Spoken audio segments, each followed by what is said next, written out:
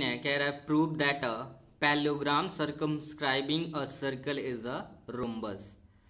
कह रहा है कि एक अगर पैलोग्राम है जो सर्कल को सर्कमस्क्राइबिंग कर रहा है तो क्या होगा, रोम्बस होगा। इसका मतलब क्या होता है सर्कमस्क्राइबिंग का, ये देख लीजिए। जैसे ए बी सी डी एक क्या है, रोम्बस है। रोम्बस क्या होता है, जिसके आमने सामने के साइड क्या होते हैं, पैरेलल और आपस में इक्वल भी होते हैं। आमने सामने यानी ए बी किसके इक्वल होगा, सी डी के। ए डी किसके इक्वल है, बी सी के। कह रहा है कि अगर एक इस प्रकार का पैलोग्राम है, एक जो सर्कल को सर्कमस्क्राइबिंग कर रहा है, मतलब कि जो रोम्बस के चारों साइड हैं सर्कल को क्या कर रहे हैं, टच कर रहे हैं, इसे कहते हैं सर्कमस्क्राइबिंग। तो अगर ऐसा हो रहा है तो ये एक क्या होगा, रोम्बस होगा। ये पैलोग्राम एक क्या होगा, रोम्बस होगा। रोम्बस का मतलब क्या होता है कि इसके चारों साइड आपस में इक्वल होंगे, यानी A B equals to B C equals to C D equals to D ए।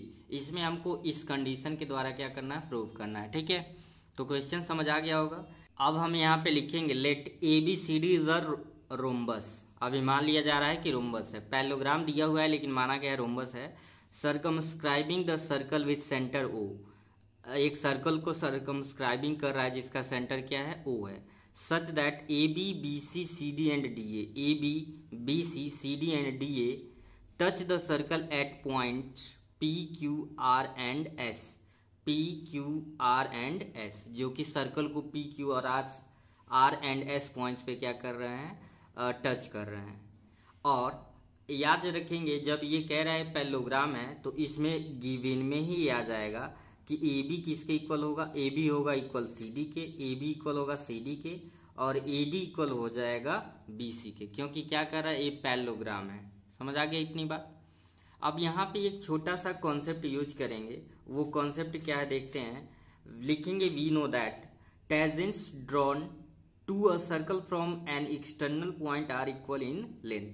अगर किसी भी एक एक्सटर्नल पॉइंट से, अगर एक पर्टिकुलर पॉइंट से इस एक्सटर्नल यानी पॉइंट से अगर एक टेजेंट ड्रॉ करते हैं तो वो आपस में लेंथ में इक्वल होते हैं। जैसे यहाँ देखो, जो ए है ये एक सर्कल के बाहर का एक पॉइंट है, तो इससे दो टेजेंट ड्रॉ किए गए हैं। एक आपका ए पी है और एक क्या है, ए एस है।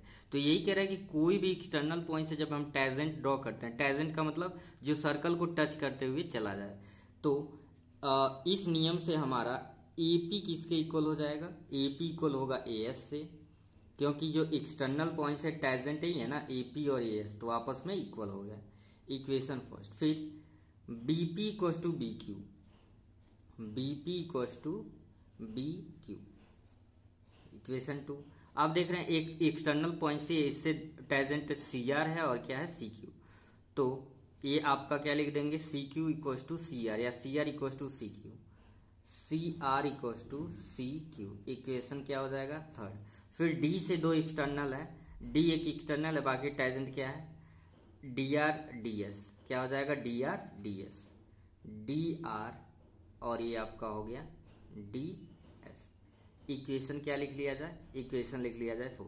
यहाँ पे देखिए सी आर लिखे हैं और ये आपका D R by D S, ये आपका इक्वेशन क्या हो गया, 4 हो गया। आपको करना क्या है, इन सभी इक्वेशन को ऐड कर देना है। ऑन एडिंग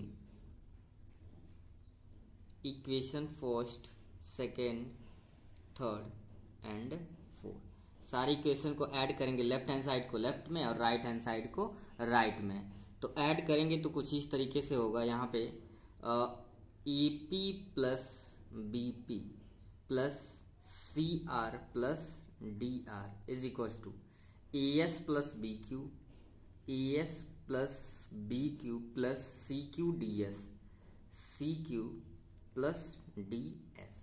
ठीक है, अब यहाँ पे देखिए क्या कॉन्सेप्ट यूज करेंगे, A P B P, A P और B P, A P plus B P के जगह पे A P plus B P के जगह पे लिख सकते हैं A B plus C R D R. अब ध्यान से देखते रहेंगे, C R plus D R, C R plus D R, इसके जगह पे लिख सकते हैं C D is equal to. अब इसी प्रकार से जैसे यहाँ पे हुआ ए एस आपका है ए एस, और देखिए डी एस, ए एस और डी एस को एक पास कर लीजिए, ए एस प्लस डी एस एक पास हो गया, बी क्यू और सी क्यू एक पास हो गया, बी क्यू और प्लस सी क्यू क्या हो गया, एक पास हो गया। तो A B plus C D is equal to A S D S. ध्यान से देखेंगे, A S D S A किसके बराबर है, ए डी के बराबर है, A D plus B Q C Q. B Q C Q किसके जगह बी सी लिख सकते हैं, क्या लिख सकते हैं, बी सी लिख सकते हैं। अब जो गिवेन में है देखिए, हम ए बी के जगह पे सी डी, ए बी के जगह पे सी डी और ए डी के जगह पे क्या लिख सकते हैं, बी सी। तो वही करने वाले हैं, ए बी के जगह सी डी या सी डी के जगह पे ए बी, तो A B is equal to C D के जगह पे ए बी। फिर हम क्या करने वाले हैं, ए डी है तो ए डी आप अगर ध्यान से देखो, ए डी किसके बराबर है, बी सी के बराबर है। ए डी किसके बराबर है, बी सी के बराबर है, तो यहाँ पे बी सी लिख दो, B C plus B C. अब ए डी ए बी हो गया 2ab is equal to B C हो गया 2bc, 2 से 2 कैंसल आउट हो गया। ए बी किसके बराबर आ गया, बी सी का, ए बी आ गया बी सी के बराबर। और पहले से दे रखा है कि ये आपका गिवन है कि ए बी सी डी के बराबर है और ए डी किसके बराबर है, ए डी बी सी के बराबर है।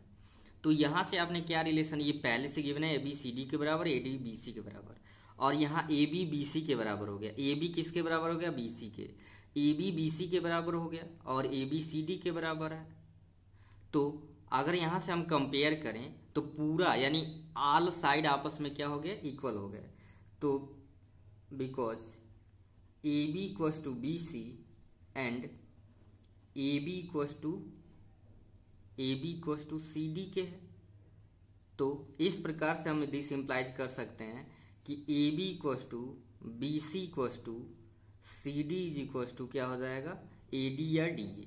तो जब चारों साइड इक्वल आ गया तो इससे ये प्रूफ हो गया कि ए बी सी डी क्या होगा, एक रोम्बस होगा, क्योंकि रोम्बस के चारों साइड आपस में क्या होते हैं, इक्वल होते हैं। Therefore A B C D is a rhombus. या पूरा आप लिखना चाहते तो लिख सकते हैं कि a parallelogram circumscribing a circle is a rhombus, या A B C D is a rhombus. तो इस तरीके से इसे क्या करना था, प्रूफ करना था। तो आई होप आपको समझ आ गया होगा। Thank you.